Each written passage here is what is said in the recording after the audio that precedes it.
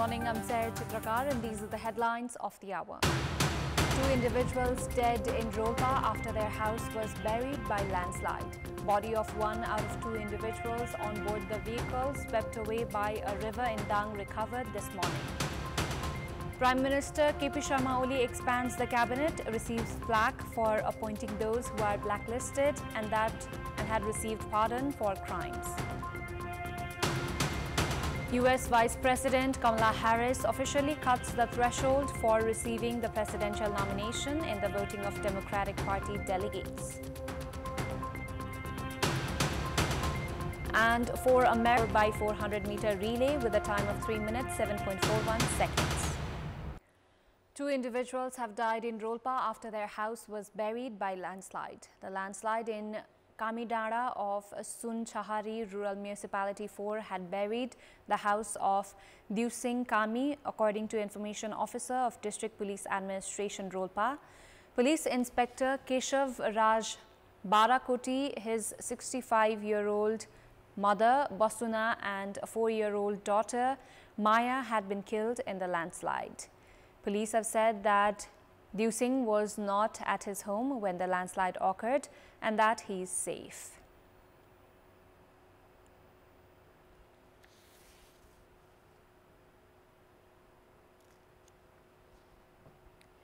The body of 1 out of 2 individuals who had gone missing after a river swept away an auto rickshaw in Dang has been recovered.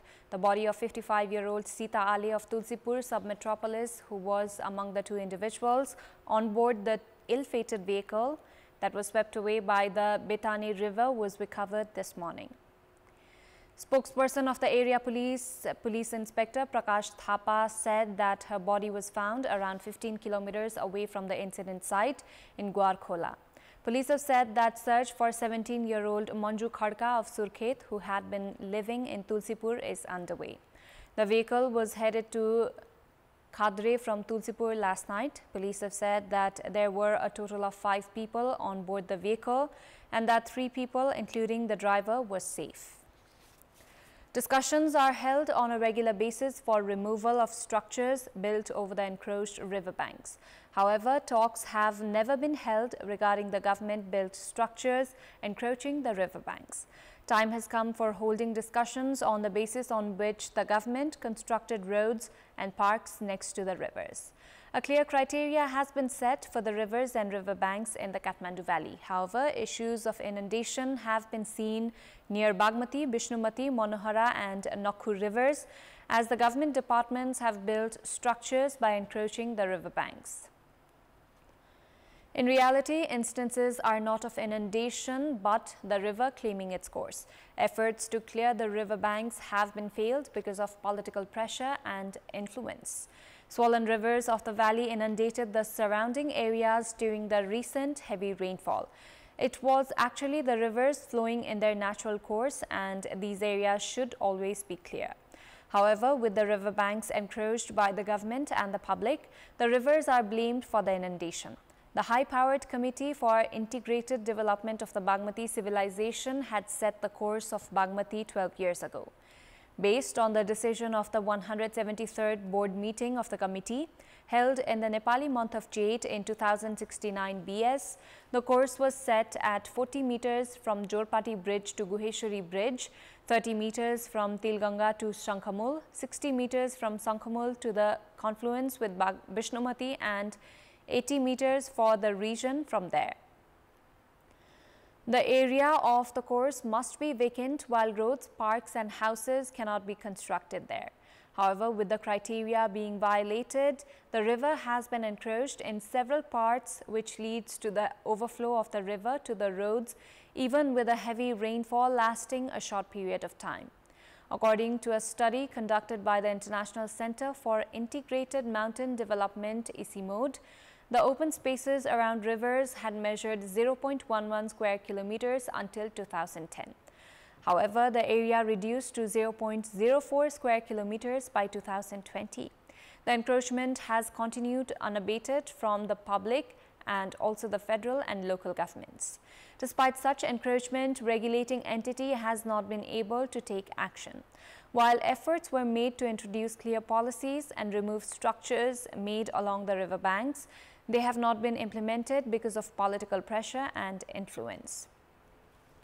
The government has prioritized corridor roads and parks in the riverbanks with high walls. Such structures have reduced the course of the river, because of which the rivers including Bagmati, Bishnumati, Manohara and Hanumante overflow during monsoon and inundate the human settlement. Despite the high-powered Committee for Integrated Development of Bagmati Civilization suggesting to build concrete structures by leaving 20 meters open space on either side of the rivers 16 years ago, it has not been implemented. Prime Minister KP Sharma Oli has expanded the cabinet by adding 3 state ministers. 2 are from Nepali Congress and 1 from Nagarik Unmukti. However, it has been criticized, citing those who are blacklisted and had received presidential pardon for crimes have been appointed ministers. The newly appointed state ministers are Rupa Bika and Purna Bahadur Tamang from Nepali Congress and Arun Chaudhary from Nagarik Unmukti Party. Bika, who is a proportionate lawmaker from Kapilvastu, has been appointed as State Minister for Forest and Environment. Tamang, who was elected from Ramechhap, has been appointed State Minister for Energy, Water Resource and Irrigation, and Chaudhary, who is from Kailali Constituency 2, has been appointed as State Minister for Culture, Tourism and Civil Aviation. The appointments come after criticism that the Council of Ministers was not inclusive as per the sentiments of the Constitution. While taking the oath of office and secrecy, Prime Minister KP Sharma Oli had formed a 22-member cabinet. Now, with the addition of 3 members, the Council of Ministers has gained full shape. Nepalese youths going to South Korea for employment through the Employment Permit System (EPS) have been swindled by Korean Air since 18 months. However, the government has not paid attention to the issue. Youths are having to pay exorbitant fares to Korean Air because of syndicate. Meanwhile, Nepal Airlines has not been able to manage flights to Korea. Nepalese youths traveling to South Korea for employment have been paying one-way flight fare of $895 to Seoul. This is equivalent to 119,000 Nepalese rupees and higher than the two-way fare of $600 to $700 for New Delhi to Seoul and back. The migrant workers say they have been exploited in the name of direct flight. हामी उताखेरि आउँदाखेरि यसको आधा पनि पर्दैन अनि यता जाँदाखेरि double टिबर भाडा हो यो त धेरै महँगो उता पनि धेरै केटाहरुले यसको बारेमा कुरा गर्दै हुन्छन् उताको एमबीसी सँग पनि भन्दै गर्छन् तर यसको कुनै सुनै पनि हुँदैन अब यो त्यही त 815 त धेरै मार्का नि पर्छ हामी जस्तो श्रमिकहरुलाई हामी जस्तो अब जुन विदेश जाने हैन अब कोरिया भन्ने त अब राम्रै देश हो हुन्छ हैन त्यो अनुसार पनि त्यो हुन्छ नर्मली जस्तो लाग्छ तर हेर्दाखेरि यसलाई चाहिँ एकदम गाह्रै छ Korea Airlines has been operating direct flights from Kathmandu to Seoul since January 2023. Considering the plight of the migrant workers, Nepal Airlines began the process of acquiring permit for flight to Seoul. However, that has yet to happen. Korea Airlines, meanwhile, has continued to reap the benefit. In the year 2023, more than 19,000 Nepali youths went to Korea through the Employment Permit System, EPS. There is also a potential for South Korean tourists traveling to Nepal. However, that aspect has yet to be explored by the government. Tourism entrepreneurs say the number of Korean visitors could increase if Nepal Airlines could operate a direct flight to and from Seoul. Nepal Airlines जाने बित्तिकै धेरै फाइदा हुन्छ यो त Korean air एउटा मात्रै direct flight हुँदा यो विद्यार्थी यहाँ काम गर्न जाने श्रमिक मात्रै हैन यहाँ समग्र नेपालको पर्यटनमै असर परेको छ एउटा मात्र एयरलाइन्स जुन अलिकति 7-800 सम्म राउन्ड ट्रिपमा पाउन सक्ने एयरलाइन्स हुन्थ्यो भने नेपालमा कोरियन पर्यटक प्रशस्त आउँथे जस्तो लाग्छ Parliamentary Committee has shown some interest in the exploitation of migrant workers with flight fares. On Thursday, committee members criticized the government for approving the call for overpriced fares and of being a mere spectator. Despite an aviation agreement with Nepal, South Korea has been raising question on the sector's safety issue. Officials of the Civil Aviation Authority Nepal have been calling for diplomatic efforts to lock permit for Nepal Airlines to fly to and from Seoul. के safety problem छ कुनै technical problem छ भने चाहिँ तिमीहरुको यो problem resolve गर त्यसपछि हामी उडान गर्न दिन्छौ होला उसको देशमा जहाज गएपछि उसको आफ्नो नेशनल कन्सर्नहरु जोडिएला नजोडिने भन्ने कुरा हैन त्यो कुरा हवाई सेवा संस्थाले पनि सम्बन्धित देशलाई अथोरिटी छ, त्यो अथराइजेसन दिने कि नदिने भन्ने कुरा अथोरिटी छ, तर त्यो अथराइजेसन रिफ्युज गर्ने अधिकार पनि छ। तर त्यसको लागि के हुनु पर्यो, लजिकल रिजन हुनु पर्यो क्या। यदि नेपाली एयरलाइन्सलाई कोरिया जान नदिने भने कोरियालाई किन दिने, त्यो पनि रोक्नु पर्यो भनेर मैले चाहिँ त्यो रोक्ने डिसिजन गरेको थिइनँ। यो गर्ने भने म त्यो प्रोसेसमा हुँदाखेरि मैले चाहिँ अब यो भन्नु पर्यो, यो गर्न सकिएन। यो कुरा पनि मलाई किन सकिएन भने समाज, वातावरण, देश सबै बुझ्नु भएको छ, त्यो गाह्रो भयो भने। तर यो विषय चाहिँ एउटा निर्भर हुने विषय हो। मैले त्यो भन्छ यसमा एकदम स्पष्ट भन्दाखेरि के हो भने यसमा बिजनेस मोटिभ छ। अब यसलाई हामीले कसरी ट्याकल गर्ने हो, डिप्लोमेटिकली ट्याकल गर्ने हो कि टेक्निकली ट्याकल गर्ने हो कि यो कुरा ट्याकल गर्ने विषय हो।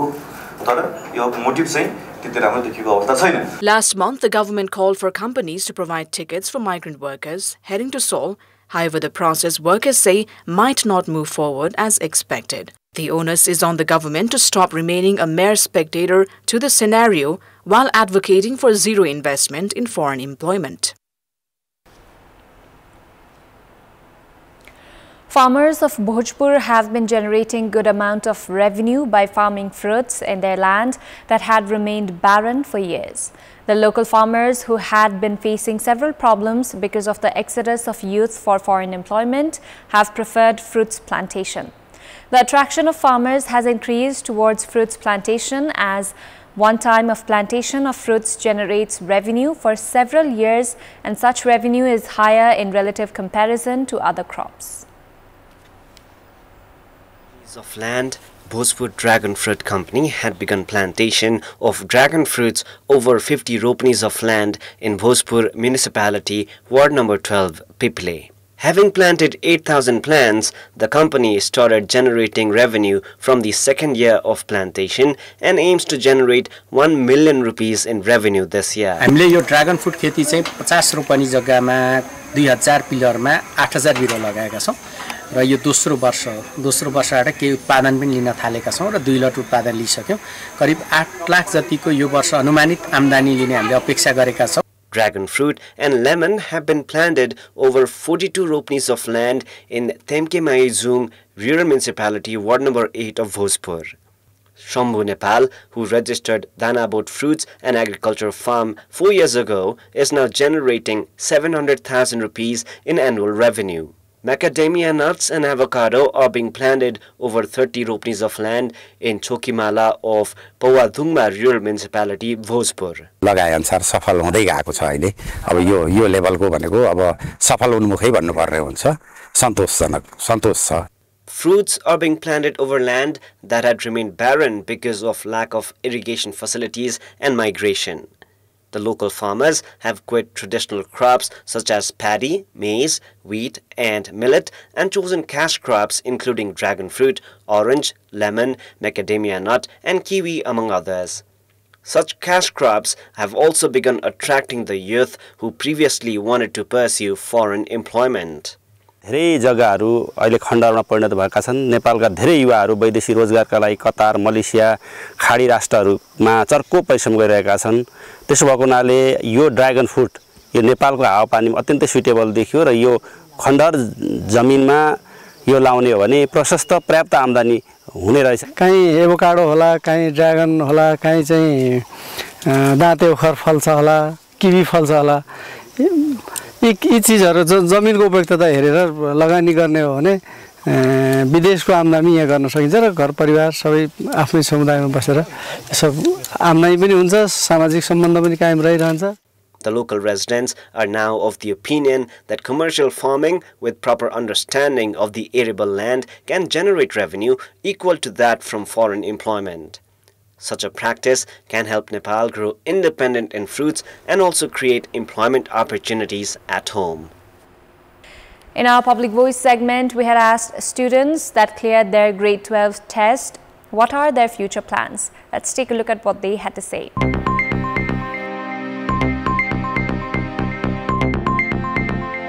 सबै साथीहरु विदेश जाने भन्छन्, तर म चाहिँ अहिले यही नेपालमै ब्याचलर लेभल पढ्ने प्लानमा छु। अब ब्याचलर पढ्दै चाहिँ केही कामहरु पनि पाए भने काम गर्ने। अब नर्सिङ चाहिँ पढ्ने विचार गरेको छु यही नेपालमै। ब्याचलरमा चाहिँ मैले ब्याचलर इन कम्प्युटर एप्लिकेसन लिएर पढ्ने विचार छ। आइल्सको तयारी गरिरहेको छु अनि विदेश जाने कि अब विदेशमा गएर पढ्ने कि अब यही पढ्ने चाहिँ अब केही दिनमै डिसिजन हुन्छ आफ्नो पढाइलाई चाहिँ प्राथमिकता दिँदै अझै त्यसलाई प्राथमिकता दिएर अझै बढाउँदै यही नेपालमा केही गरौँ भन्ने सोचले यही पढ्ने कि भन्ने सोचिरहेको छु नेपालमा बसेर खासै काम छ जस्तो लाग्दैन म अब विदेशतिर जान्छु होला जस्तो सोचेछु त हेरौँ परिस्थितिले अब के गर्छ विदेश जाने अब विदेश गरेर धेरै एक्सपिरियन्स लिएर नेपाल आएर चाहिँ के गर्ने सोच छ विदेश गएर ब्याचलर पढेर आउने चाहिँ सोच छ सरकारी कर्मचारी भएर देशलाई सेवा गर्न चाहन्छु र विदेशमा भएका मेरा साथीहरूलाई पनि यही रोजगारीको सिर्जना गर्न चाहन्छु कोरियन ल्याङ्ग्वेज सिकै कोरिया जाने विचार रहेको छ भिजा पासपोर्ट पनि मिलाउने अनि भिजा निस्केपछि विदेश जाने प्लानमा छु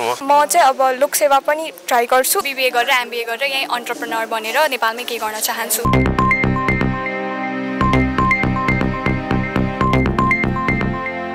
Time now for international update.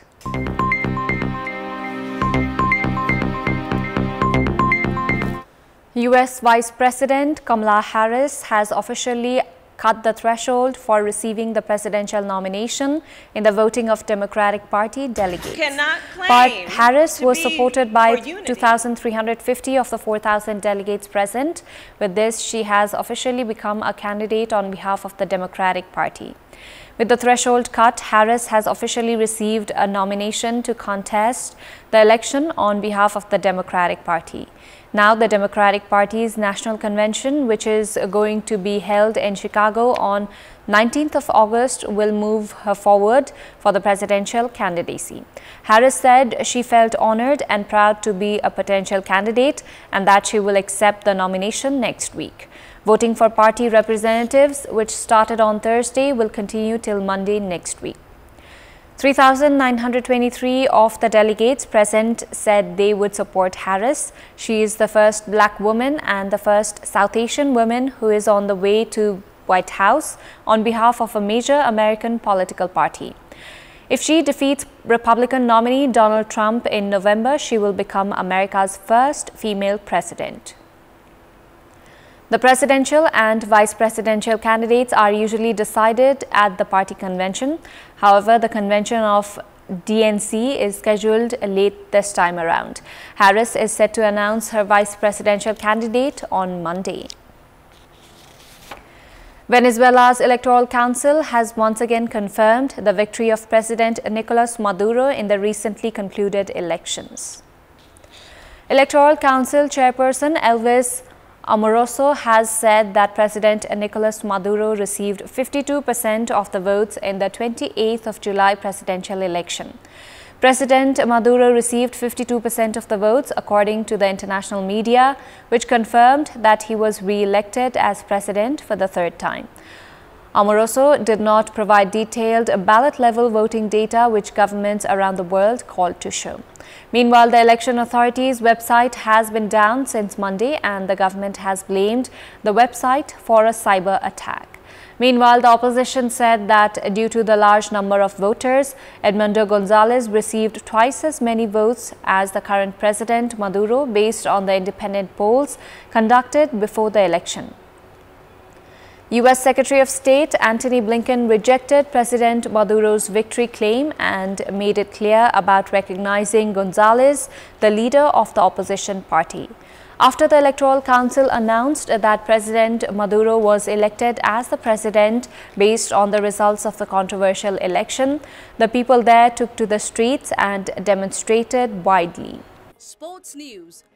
4 new Americans sprinted into world track and field history yesterday as they broke the world record in the mixed 4x400 meter relay with a time of 3 minutes 7.41 seconds. The record was set in the first of the mixed relays round 1 heats 2020. The group had plenty of room, finishing over 3 seconds ahead of France, the next fastest team, which set a national record with a time of 3 minutes 10.6 seconds. Of the 7 other relay teams that will advance to Saturday's final, 4 set national records. Great Britain, Belgium and Jamaica joined France and the US in a record-breaking night. Norwood led off for the US team and finished the first leg of the relay in 44.47 seconds. He passed the baton to Little, who ran her 400 meters in 49.32 seconds. Deadman ran USA's third leg and handed off to Brown, who brought the world record home. Her split time was 49.45 seconds.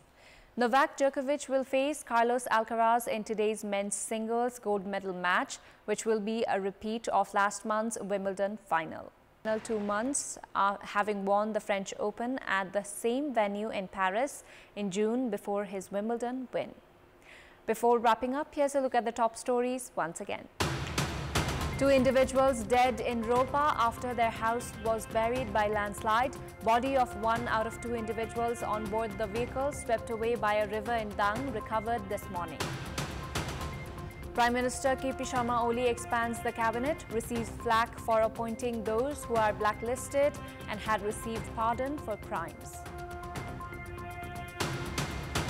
US Vice President Kamala Harris officially cuts the threshold for receiving the presidential nomination in the voting of Democratic Party delegates. And 4 Americans sprint 100-meter relay with a time of 3 minutes, 7.41 seconds. That's all for the moment. Thank you for watching. Good day.